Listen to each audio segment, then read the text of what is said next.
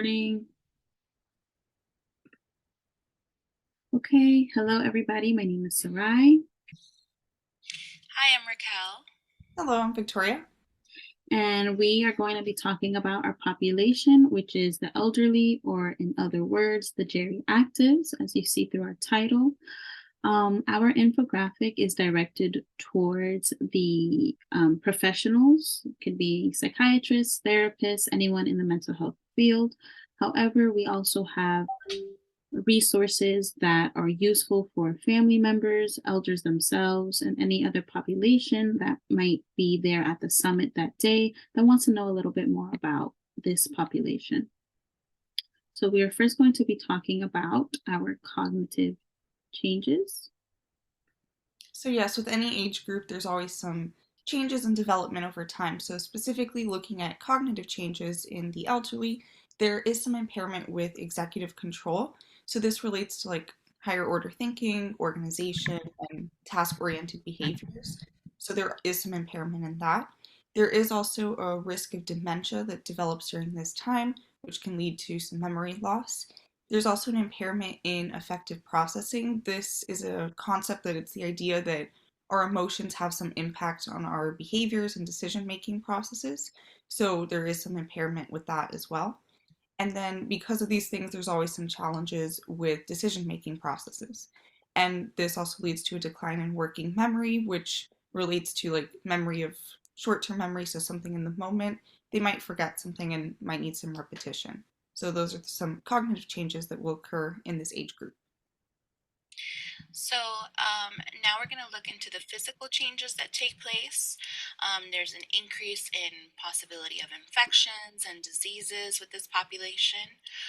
There's a decline in mobility, stamina, strength, and agility, as well as difficulties with fine motor skills, for example, coordination and dexterity.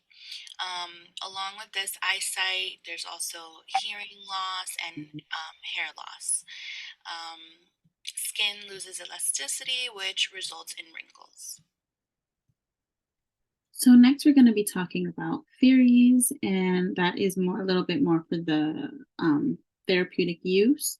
So there is the social cognitive theory that confirms that behavior change is determined by environmental, personal, and behavioral elements, and each factor affects one another. So depending on the factor or association that is in these elements, it can depend and change or alter any behavior within the elderly population.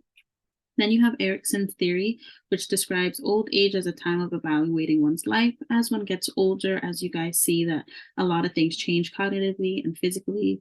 So as they're getting older and losing certain things, or not being able to do things as they once were, it allows them to kind of evaluate their life and see where they can go forward.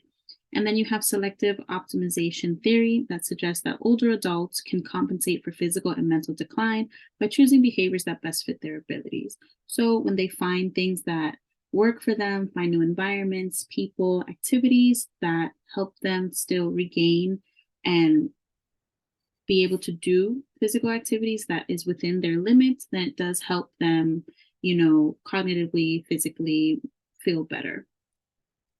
And now we're going to go into our coping strategies. Yeah, so these are a few coping strategies that can be implemented by this population: meeting new individuals, implementing relaxation techniques, exercising routinely, getting enough sleep, 7 to 8 hours per night, as well as actively spending time with others, engaging in hobbies, and of course, seeking support. So now looking at some resources. So for professionals, the SAMHSA website, they have resources for older adults. So this includes some things like actual treatment manuals or links to treatment manuals and interventions, protocols, and things like that that can help people. And then they also even have some fact sheets and things that can be downloaded that can be provided actually to elders and their families. So it's a great place that they have resources for professionals to find out more information for themselves about how they might want to incorporate treatment planning and things like that in the elders. but then they also have resources that can be given directly to them.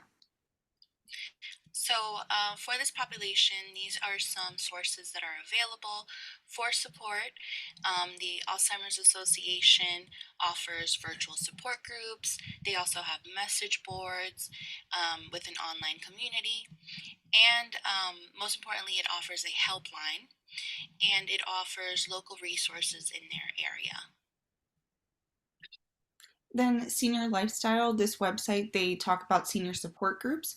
They even talk about like the benefits of senior support groups, why it might be important to join them, and then they even tell you how you can find them, how you find one that's a right fit, and they can link you to some that are in your local community.